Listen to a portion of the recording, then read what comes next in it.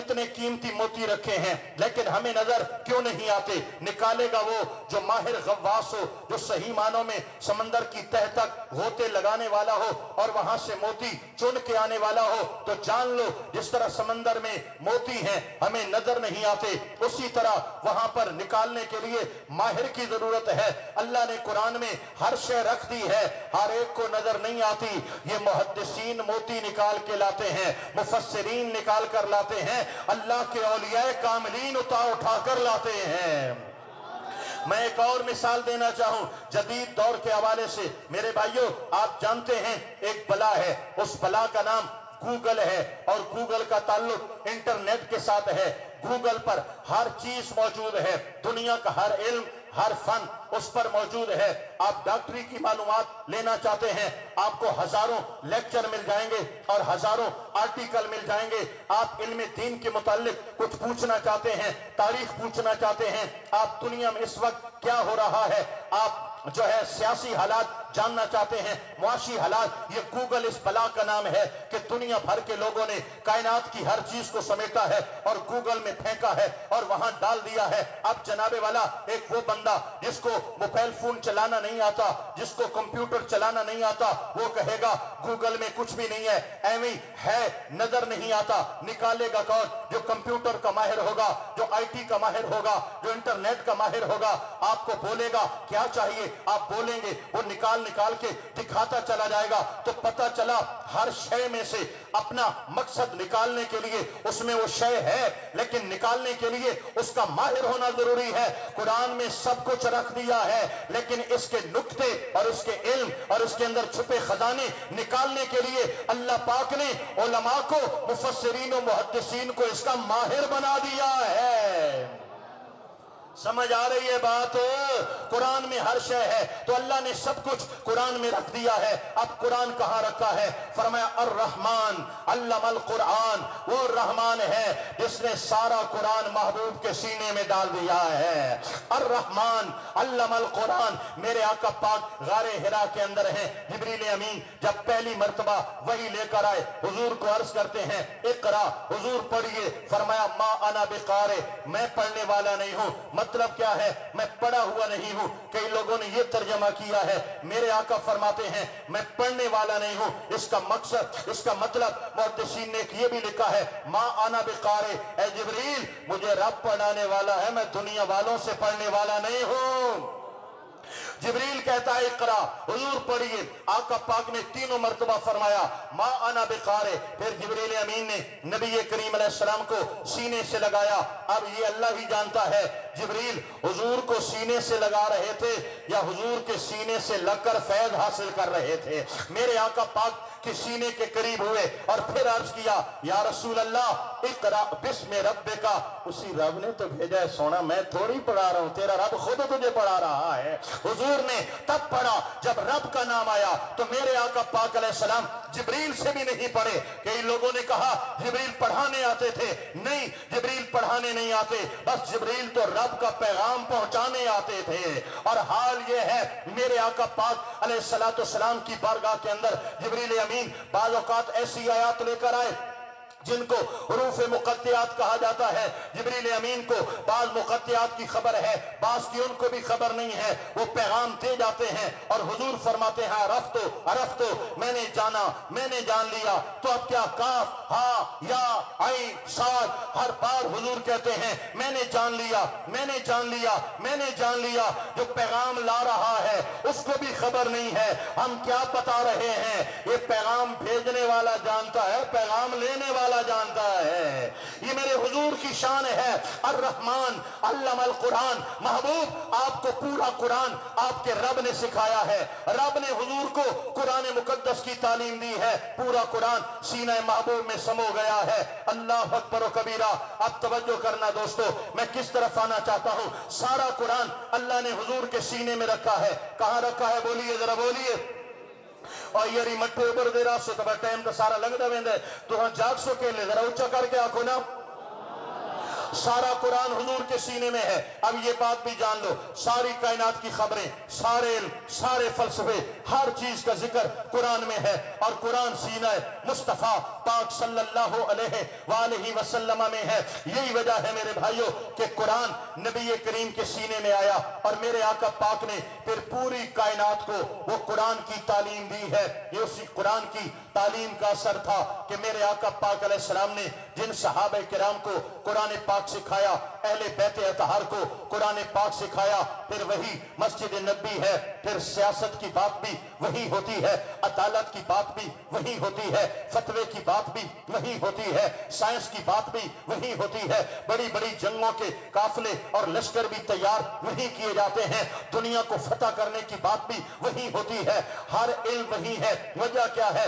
ان کو قرآن حضور نے سکھایا تھا اور قرآن کے اندر اللہ نے سب کچھ رکھا ہے۔ یہی وجہ ہے جب قرآن کوئی قرآن کا دامن تھام لیتا ہے پھر وہ دنیا کا سپر پاور بن جاتا ہے۔ وہ تھوڑے تھے لیکن بہت زیادہ ہو گئے، پھر بھی تھوڑے تھے لیکن دنیا پہ انہوں نے سلطنت کی ہے۔ میرے بھائیوں آپ اندازہ کریں، ایک آواز مکہ کی دھرتی سے اٹھتی ہے، طائف کے میدانوں سے ہوتی ہوئی مدینہ المنورہ کی فضائیں، پھر خلفائے راشدین کا دور، اور چند سال ہی تو گزرے تھے، 30 سال وہ ہیں میرے آقا نبی کریم علیہ السلام، بڑی توجہ دینا، 23 سال وہ ہیں جو میرے آقا پاک علیہ السلام 40 سال سے لے کر 63 سال تک وہی آتی رہی، حضور سکھاتے رہے، خلفائے راشدین خلافت راشدہ ان کے 30 سال ہیں، 30 اور 23 یہ 53 سال بنتے ہیں، لیکن ان 53 سالوں میں اتنا بڑا انقلاب کہ دنیا کے 60 لاکھ مربع میل پر اسلام کا پرچم لہرا رہا ہے، 60 لاکھ مربع میل پر سلطنت ہے، اسلام کی حکومت ہے، اسلام کی سلطنت ہے۔ ارے یہ پڑھانے والا کون ہے جنہوں نے ان کو سیاست دان بھی بنا دیا، ان کو جرنیل بھی بنا دیا، حکمران بھی بنا دیا، تخت نشین بھی بنا دیا، جس نے ان کو ساری کائنات کی حکمرانی کرنے کے ڈھنگ بھی سکھا دیے، انصاف بھی سکھا دیا، رعایا کے حقوق بھی سکھا دیے، زمین پہ بسنے والوں اور در بدر بھٹکنے والوں کو جنہوں نے رش کے کمر بنا دیا ہے اور رش کے آسمان بنا دیا ہے۔ یہ معلم کائنات تاجدار ختم نبوت حضرت محمد مصطفیٰ صلی اللہ علیہ وسلم کی ذات والا صفات ہے، جو ایسے معلم ہیں کہ آج بھی کائنات میں اگر کوئی روشنی نظر آتی ہے، اگر اخلاق نظر آتا ہے، اگر علم و حکمت کی کہیں پر بہار نظر آتی ہے، خدا کی قسم یہ بھی فیضان مصطفیٰ نظر آ رہا ہے۔ نعرہ تکبیر، نعرہ رسالت، نعرہ خلافت، نعرہ حیدری، تاجدار ختم نبوت۔ زندہ باد، زندہ باد۔ وقت نہیں ہے کہ میں وضاحت میں جاؤں، میں آپ سے اتنا عرض کرنا چاہوں گا میرے بھائیوں، ذرا غور کرنا، بات توجہ کے ساتھ سماعت فرمانا۔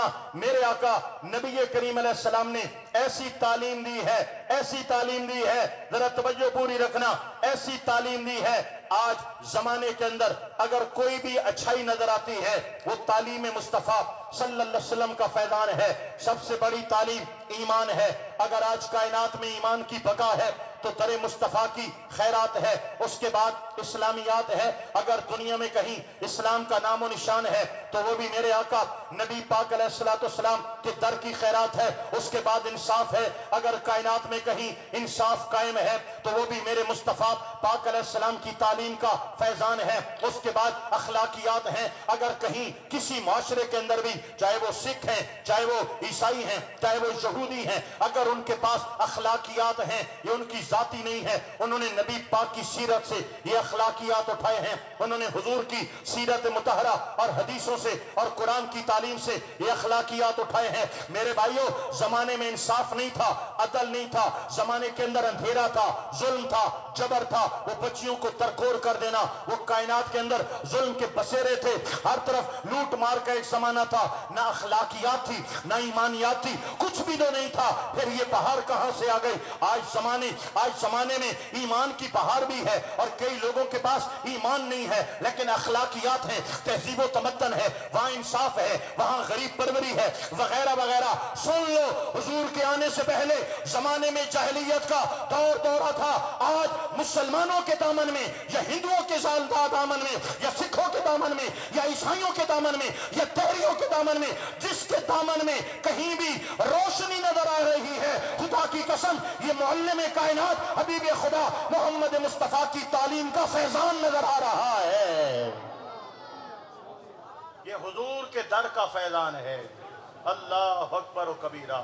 اب میرے بھائیو اردو وقت نماز اردو یار آ گئے. زیادہ سے زیادہ آدھا گھنٹہ کر لوں گا نا, اس سے زیادہ تو دیگر لیٹ تھی وے تھی نا, دیگر لیٹ کرنی نہیں, اس واسطے میں ذرا کم ٹھپوں والے پاسے آندا بھی ہاں. سبحان اللہ تو چاک ہو چاک, اللہ اکبر و کبیرہ. میرے بھائیو حضور نبی کریم علیہ السلام کی تعلیم, آقا پاک علیہ السلام کی تعلیم, میں بار بار لفظ اس لیے دہراتا ہوں, بار بار کہتا ہوں توجہ دیجیے گا, توجہ دیجیے گا. میں کہتا ہوں میری بات ضائع نہ ہو جائے. آپ جو ہے وہ جس طرح بولنگ ہوتی ہے نا تو کیچ ہو جائے تو چلو کام بن جائے نا, تو یہ جو ہے نا آپ کی میری بات ضائع نہ ہو جائے, اس لیے میں آپ کو توجہ دلاتا ہوں. بات خاص توجہ کی ہے, لہذا اپنی توجہ پوری طرح مرکوز رکھنا. حضور نبی کریم علیہ السلام کی تعلیم میں اتنا حسن ہے کہ عرب کے جاہل معاشرے میں رہنے والوں نے حضور کی تعلیم کو اپنایا تو اللہ نے ان کو کائنات کی حکمرانی عطا فرمائی ہے. یہ حضور کی تعلیم کا فیضان تھا.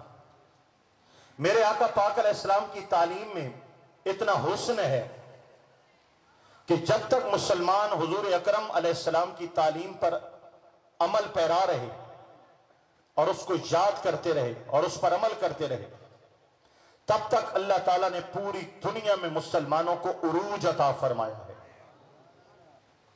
میرے آقا نبی کریم علیہ السلام کی تعلیم میں اتنا زور اور اثر ہے.